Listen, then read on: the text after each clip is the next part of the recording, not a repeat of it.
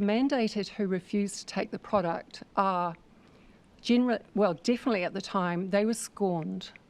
They were rejected by families, workplaces. They were marched off the premises with all their worldly goods in a box, and quite literally told that if they came back the next day, they would be trespassed from the building.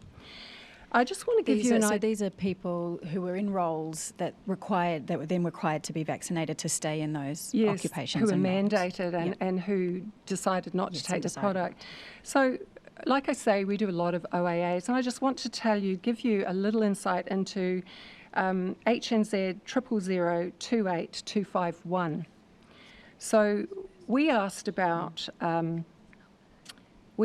medical exemptions because this is, a vital part of the story that we're talking about here.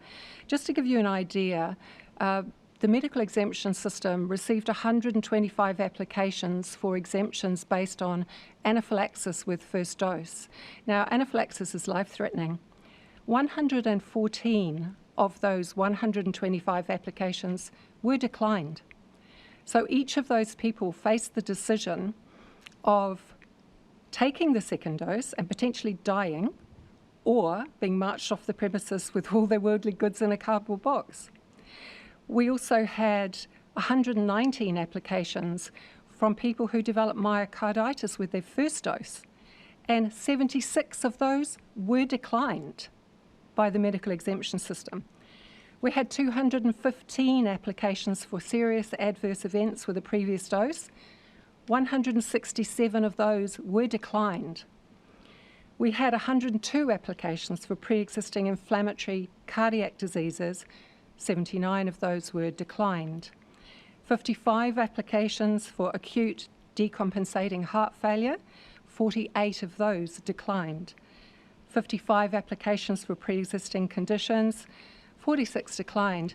And a known PEG allergy, PEG was the coating on the outside of the lipid nanoparticles, a known PEG allergy, which is life-threatening, causes life-threatening anaphylaxis, was not even in the terms as a possible medical exemption to apply for. If you had a known PEG allergy, you were to make a specialist appointment with an immunology clinic or in an emergency room, to have a crash cart and a resuscitation team with you while you took the product that was known to potentially have the ability to kill you. And at the same time as Pfizer themselves, in their technical data sheets, were saying nobody with a known PEG allergy must take this product. So that just gives you an insight into the reality that so many of our mandated were living. These were not anti-vax conspiracy theorists. These were real people with genuine medical concerns who simply could not get a medical exemption.